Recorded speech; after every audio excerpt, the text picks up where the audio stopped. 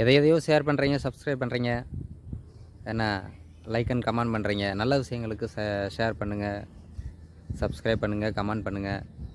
நல்லதை நாடும் பொழுது தான் நல்லது கிடைக்கும். அதனால் நல்லவர்களை நாடியே இருக்கிறதுக்காக இந்த குழுவில் இணைஞ்சே இருங்க. ஓம் நம சிவாய.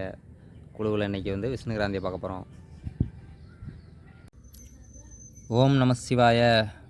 நம்மளோட பஞ்ச வைத்திய குழுவின் மூலமாக இன்றைக்கி நாம் பார்க்க இருக்கிற மூலிகை வந்து விஷ்ணுகிராந்தி. விஷ்ணுகிராந்தி அப்படிங்கிறது வந்து சாதாரண கொடி வகை தாவரம். தரையில் இருக்கக்கூடிய சிறு கொடி வகை தாவரம். குட்டி குட்டியாக கொடிகள் ஓடி தன்னை சுற்றி இந்த கொடிகள் முழுமையாக வந்து விளையிருக்கும். இதுதான் முழுமையான விஷ்ணுகிராந்தி செடியோட மூலம். ஒரே ஒரு வேர் இருக்கும். ஏன்னா அந்த வேரை மையமாக வச்சு சுற்றி வந்து விஷ்ணுவோட சக்கரை மாதிரியா அங்கங்கே செடிகள் வந்து நிறைஞ்சு கொடி விட்டுருக்கும். நீல நிறத்தில் பூ பூக்கும். இந்த இலையை கசக்கி சாறு பிழிஞ்சன்னு சொன்னால் கரிய வண்ணத்தில் சாறு இருக்கும். இது ஒரு கருப்பு வகை மூலிகையில் இதுவும் ஒன்று. இது ரொம்ப ஒரு அபூர்வமான செடியும் கூட. ஏன் இது அபூர்வமான செடி அப்படின்னு சொல்கிறேன் அப்படின்னு சொன்னால், இது வந்து மகாலட்சுமியோட அம்சம் பொருந்தியது. ஏன்னா ஆகாய சக்தியை முழுமையாக நிரம்புனது. அதனால தான் இதை வந்து அபூர்வமான செடின்னு சொல்கிறேன். மற்ற செடிகளுக்கெல்லாம் வந்து ஆகாய சக்தி கிடையாது. இந்த நீலவண்ண பூ இருக்கிறதுனால இந்த நீலவண்ண பூ வந்து ஆகாயத்தை குறிக்கும். இதுலேயே வந்து வெள்ளை இருக்குது, சிவப்பு இருக்குது. ஏன்னா சிவப்பு ரொம்ப ரேரு, யாரும் பார்த்துருக்க மாட்டாங்க. நான் சிகப்பு பார்த்துருக்கேன், சிகப்பு வண்ணத்தில் பார்த்துருக்கேன், பச்சை வண்ணம் கூட நான் பார்த்துருக்கேன். ஏன்னா கிட்டத்தட்ட ஒரு 5 வண்ணத்தில் விஷ்ணுகிராந்தியை நான் வந்து பார்த்துருக்கேன். என்னுடைய பயணத்தில் நான் பார்த்துருக்கேன், அதை சாப்பிட்ருக்கேன். விஷ்ணுகிராந்தியோட செடியோட பண்புகள் அப்படின்றத நம்ம பார்த்துட்டோம். பூடும் அதுக்கப்புறம் வந்து சின்னதாக பிஞ்சு விட்டு விதை வந்து சிறிய விதையாக தான் இருக்கும். அதோ இருக்குது பாருங்கள். இதுதான் விஷ்ணுகிராந்தியோட விதை. தெரியுதான்னு உங்களுக்கு தெரியும் நம்புகிறேன். ஏன்னா அதுக்குள்ளே தான் விதைகள் இருக்கும். அந்த செடி வந்து சிறு செடி தான் இது.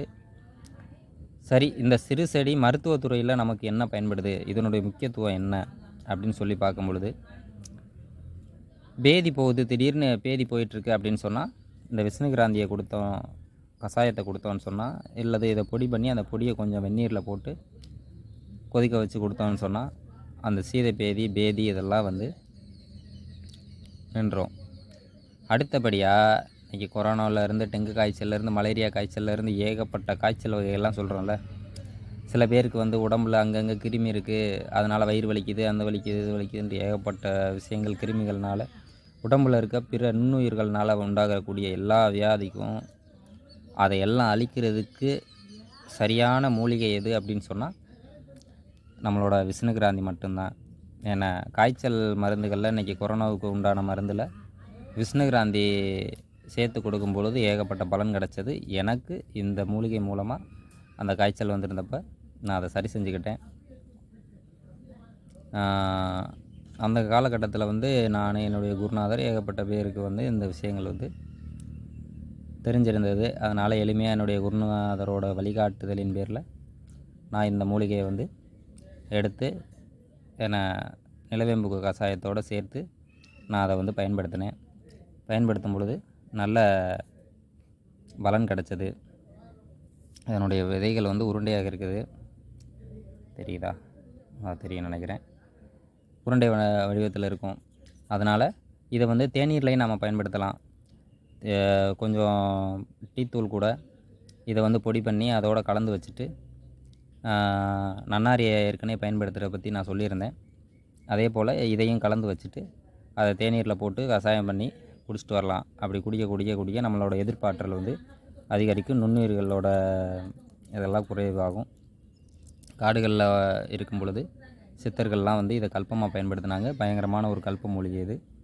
அதனால் விஷநாசினின்னு சொல்லுவாங்க. நீங்கள் எல்லோரும் இதை பயன்படுத்துங்க, பயனடைங்க. காய்ச்சல், தலைவலி எது வந்தாலும், இருமல், சில பேருக்கு வந்து இந்த சளி இதெல்லாம் இரைப்பு இருமல்லாம் இருக்கும். கொக்குன்னு இருமிக்கிட்டே இருக்கான் அப்படின்னு சொன்னால் அவங்களுக்கு வந்து இது ரொம்ப முக்கியமான ஒரு தாவரம். ஏன் இதெல்லாம் சொல்கிறேன் அப்படின்னு சொன்னால், இதெல்லாம் நீங்கள் பயன்படுத்துவீங்க அப்படின்னு தான் இதெல்லாம் சொல்லிகிட்ருக்கேன். நிறைய பேர் வந்து இன்றைக்கி வீடுகளில் இருமிக்கிட்டு இருக்காங்க, கொக்குன்னு இருமுறாங்க. அதுக்கு எது மருந்து என்னன்றது யாருக்குமே தெரியாது. இதை சாப்பிடணும், அதை சாப்பிடக்கூடாது அப்படிங்கிற விஷயங்கள் கூட யாருக்கும் தெரியாது. ஏன்னா அந்த விஷயத்தை சரி செய்யணும் அப்படின்னா, நாம் அந்த மூலிகை எடுத்து பயன்படுத்தினா மட்டும்தான் முடியும். என்னடா ஒரே செடியை காமிச்சிட்டு இவ்வளோ விஷயங்கள பேசுகிறானே அப்படின்னு யாரும் நினைக்க வேண்டாம். இது ரொம்ப ஒரு முக்கியமான ஒரு பதிவு. அதனால் நல்லா பயன்படுத்துங்க. இந்த வீடியோவை நல்லா ஷேர் பண்ணுங்கள், சப்ஸ்கிரைப் பண்ணுங்கள். ஏன்னா பயனடையுங்க. உங்களோட கருத்துக்களை கமெண்டில் போடுங்க. ஏன்னா அது எல்லாருக்கும் தேவை. ஏன்னா அதனால் நீங்கள் எல்லா பேருக்கும் இதை பரிந்துரை செய்யுங்க. ஓம் நம சிவாய. எந்தெந்த வீடியோவும் நீங்கள் ஷேர் பண்ணுறீங்க, கமெண்ட் பண்ணுறீங்க, சப்ஸ்கிரைப் பண்ணுறீங்க, நல்ல விஷயங்களை யார் சொல்கிறாங்களோ அவங்களோட வீடியோவை பார்த்துட்டு அப்படியே கடந்து போயிடுறீங்க. அப்படிலாம் இருக்காதீங்க.